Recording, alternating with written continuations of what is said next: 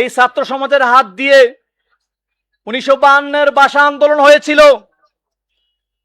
69-এর গণ অভ্যুত্থান হয়েছিল, 71-এর মুক্তিযুদ্ধ হয়েছিল, 90-এর গণ আন্দোলন হয়েছিল, সর্বশেষ 24-এর 5ই আগস্ট আরেক বিপ্লব গণ অভ্যুত্থান হয়েছে বাংলাদেশে।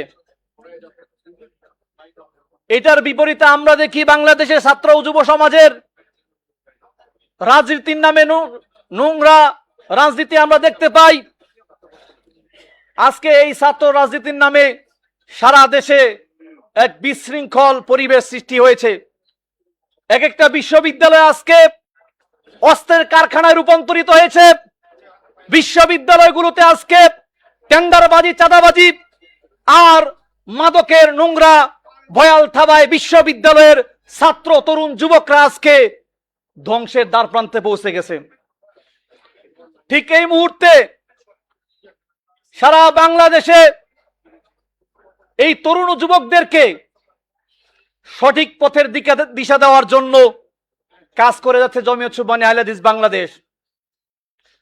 জমিয়ত সুবহানী আহলে হাদিস বাংলাদেশের এক কথায় সুবহান। আমি কেন সুবহান করব? এই দেশের অলিগলিতে অসংখ্য অগণিত সংগঠন রয়েছে। এই হাজারো সংগঠনের বীরে আমি কেন সুবহান করব? এটা আমার আজকের আলোচ্য বিষয়। সম্মানিত শ্রোতা মণ্ডলী, আমি যদি প্রথমে বলতে চাই, 1999-এর ফেব্রুয়ারির 1 তারিখে আমি যখন মাদ্রাসা মোহাম্মদিয়া আরাবিয়া যাত্রাবাড়িতে ভর্তি হই, আমি দেখেছি বাংলাদেশের শিক্ষাক্ষেত্রে উজ্জ্বল নক্ষত্র, যিনি বাংলাদেশে একজন মনীষী আল্লামা ডক্টর আব্দুল বারী রহিমাহুল্লাহকে আমি দেখেছি। তিনি কেমন মানুষ ছিলেন, তার আচরণ কেমন ছিল, তার চরিত্র কেমন ছিল, তিনি কেমন মানুষ ছিলেন, এটা আমরা মোটামুটি সকলেই জানি। একটা কথা শুধুমাত্র আমি বলতে চাই, তার যে আচরণ, তার যে কথাবার্তা, তার যে চালচলন, এগুলো আমাদেরকে মোহিত করেছিল। সেই সময়ের সুবহানের সভাপতি দায়িত্বপ্রাপ্ত হয়েছিলেন আজকের জমিয়তের সম্মানিত সেক্রেটারি আসাদ ভাই। আমি আপনাদেরকে এখান থেকে সবক নেওয়ার জন্য বলবো, ডক্টর বারী রহিমাহুল্লাহ তিনি রাজশাহী বিশ্ববিদ্যালয়ের ভাইস চ্যান্সেলর ছিলেন, তিনি জাতীয় বিশ্ববিদ্যালয়ের ভাইস চ্যান্সেলর ছিলেন, যার হাত ধরে জাতীয় বিজ্ঞান ও প্রযুক্তি বিশ্ববিদ্যালয় শাহজালাল সিলেটে যেটা এটা প্রতিষ্ঠিত হয়েছে, যার হাত ধরে আজকে কুষ্টিয়া বিশ্ববিদ্যালয় প্রতিষ্ঠিত হয়েছে, সেই ডক্টর বারী রহিমাহুল্লাহ যিনি বিশ্ববিদ্যালয়ের মঞ্জুরি কমিশনের চেয়ারম্যান ছিলেন, এরকম একজন মানুষ একদিন আমাদের আসাদ ভাই কোনো কারণে ডক্টর বারী রহিমাহুল্লাহর কোনো কথায় তিনি কষ্ট পেয়ে তিনি আর আসেন না, ডাক দিচ্ছেন আসেন না। তখন আমাদের সাবেক সুবহান দায়িত্বশীল সুহেল ভাই তিনি গিয়েছেন আসাদ ভাইকে নিয়ে আসার জন্য। তিনি বলছেন আমি যাব না, তিনি আসতে চান না। তখন সোহেল ভাই বলছিল, আরে আপনি আমাদেরকে সংগঠন নিয়ে আসছেন আর আজকে আপনি যাবেন না, মানে তা হবে না। জোর জবরদস্তি করে এই আসাদ ভাইকে ডক্টর আব্দুল বারী রহিমাহুল্লাহ স্যারের কাছে নিয়ে আসা হয়।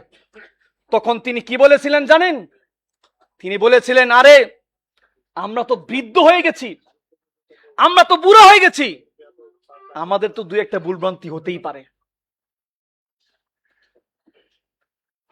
আমরা তার চরিত্র দেখেছি, তার আচরণ দেখেছি, তার কথাবার্তা দেখেছি, তার যে নম্রতা, ভদ্রতা, সভ্যতা দেখেছি, এগুলো আমাদেরকে, বিশেষ করে আমাকে সুবহানে আসতে আকর্ষিত করেছে। একটু আগে আপনার আলোচনা শুনেছেন, আমাদের সুবহানের সাবেক সাধারণ সম্পাদক শ্রদ্ধেয় বড় ভাই ফারুক আহমদ ভাই 2016 সালে যখন নাকি এই নওয়াবপুরে আমাদের কাউন্সিলের পরে প্রথম সভা হয়, আমি তখন মাজলিসে কারারের বৈঠক কিভাবে হয়, কে কোথায় বসবে, এগুলো কিছু বুঝি না। আমি যেহেতু সুবহানের তখন কোনো পদে ছিলাম না, কিন্তু মাজলিসে কারার দায়িত্বশীল হিসেবে আমি ছিলাম, এক পিছনে বসেছি। এই ফারুক আহমদ ভাই আমাকে বলছে, আব্দুল্লাহ বিন হারিস ভাই আপনি সামনে আসেন। তার মানে আপনি পদ পান বা না পান, আপনি মাজলিসে কারারের সদস্য, আপনাকে সামনে জায়গা পেলে আপনি সামনে বসবেন। এটা হলো জমিয়ত সুবহানী আহলে হাদিস বাংলাদেশ। আমি কেন সুবহান করি?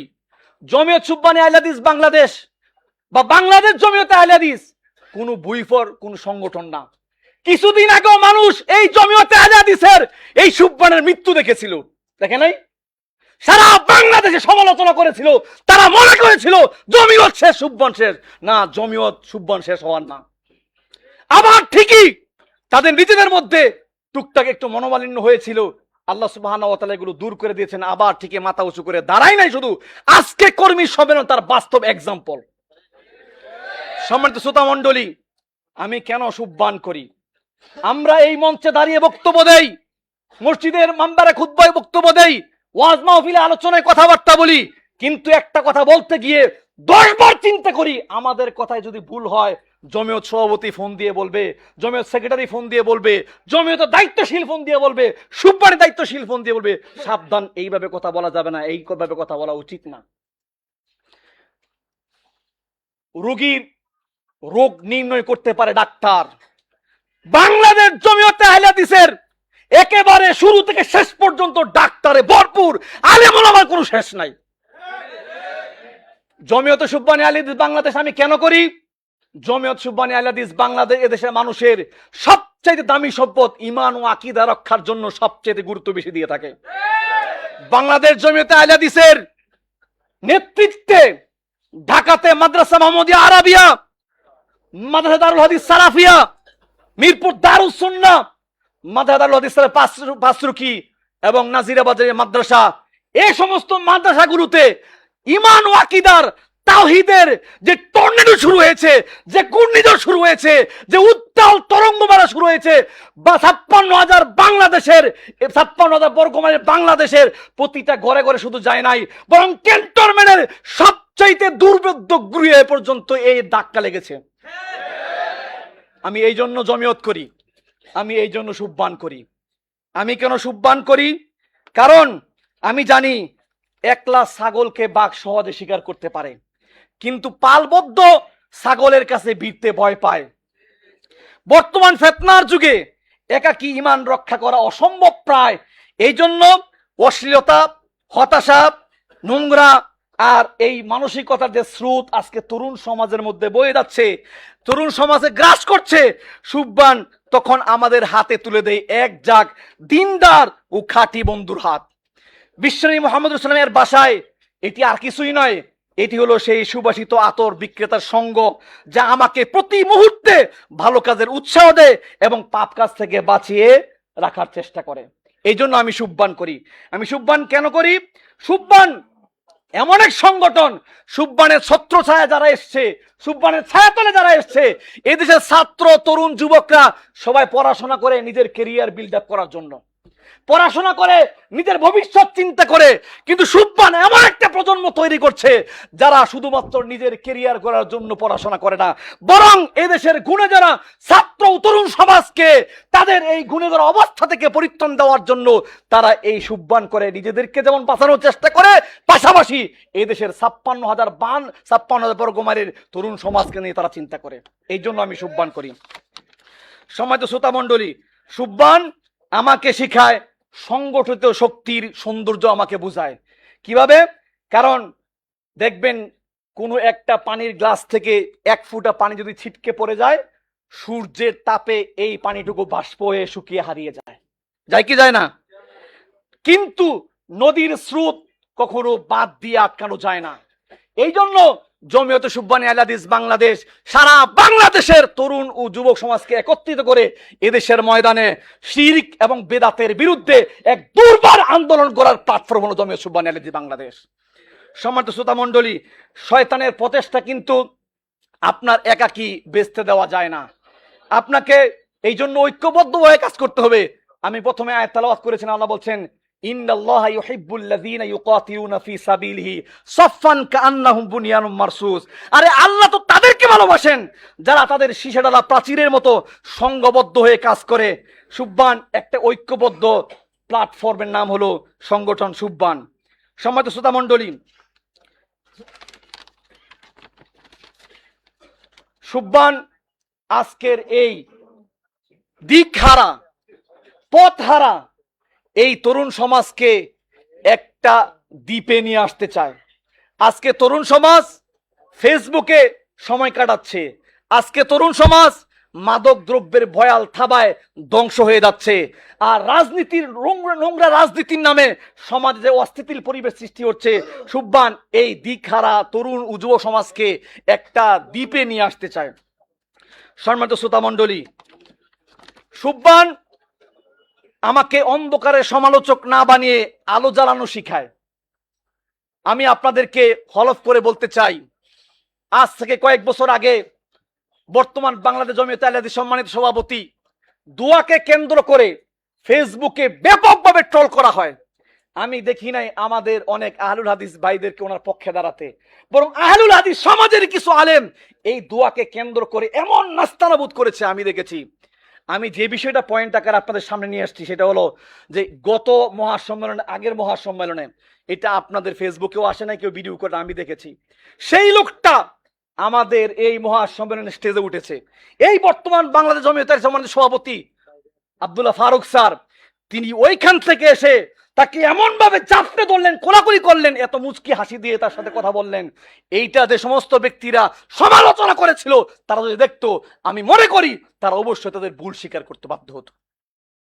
সম্মানিত শ্রোতা মণ্ডলী, এই জন্য অন্যায় দেখে আমরা অনেকেই শুধু ঘরের মধ্যে বসে গালাগালি করি আর ফেসবুকে শুধু হাহাকার করি, কিন্তু জমিয়তে সুবহানী আহলে হাদিস বাংলাদেশ শুধু ফেসবুকে হাহাকার করার সংগঠন না, ঘরের মধ্যে বসে গালিগালাজ করার সংগঠন না।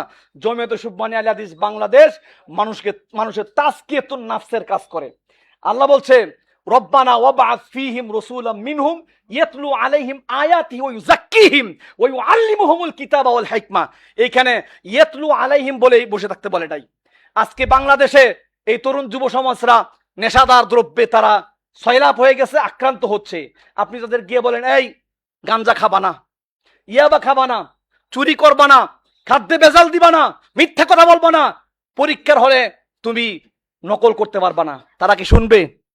জমিয়তে সুবহানী আহলে হাদিস বাংলাদেশ এদেশ তরুণ সমাজকে শুধু বলে নাই ইয়াতলু আলাইহিম, তুমি পড়ো, তাদের সাথে পড়ে শোনান, এটা বলে নাই। ওই ইউযাক্কিহিম, এই তাজকিয়াতুন নাফসের কাজ করে জমিয়তে সুবহানী আহলে হাদিস বাংলাদেশ। কিভাবে করে? জমিয়তে সুবহানী আহলে হাদিস বাংলাদেশের কর্মপদ্ধতি আছে, কিভাবে আপনি কাজ করবেন, ঢালাভাবে কাজ করতে আপনাকে শেখায় না, বরং এখানে নির্দিষ্ট ফর্মুলা আছে, গবেষণালব্ধ এখানে লিখনি আছে, প্রক্রিয়া দেওয়া আছে, পথ ও নির্দেশনা দেওয়া আছে, এইভাবে তারা কাজ করে। জমিয়তে সুবহানী আহলে হাদিস বাংলাদেশ তার একটা প্রত্যেক কর্মীর সারাদিন সে কি কাজ করবে, কি করলো, এইটার মধ্যে তাকে লিপিবদ্ধ করতে হয়। সম্মানিত শ্রোতা মণ্ডলী, জমিয়তে সুবহানী আহলে হাদিস বাংলাদেশের 4টা স্তর আছে। এর মধ্যে একটা হলো রাগেব, আরেফ। এই যে রাগেবের জন্য বিশাল এক সিলেবাস, এখানে আদ্যপান্ত দেওয়া আছে। এই যে আরেফের সিলেবাস, আরো বাকি সবগুলো সিলেবাস তৈরি হচ্ছে। তাজকিয়াতুন নাফস কিভাবে বুঝবেন?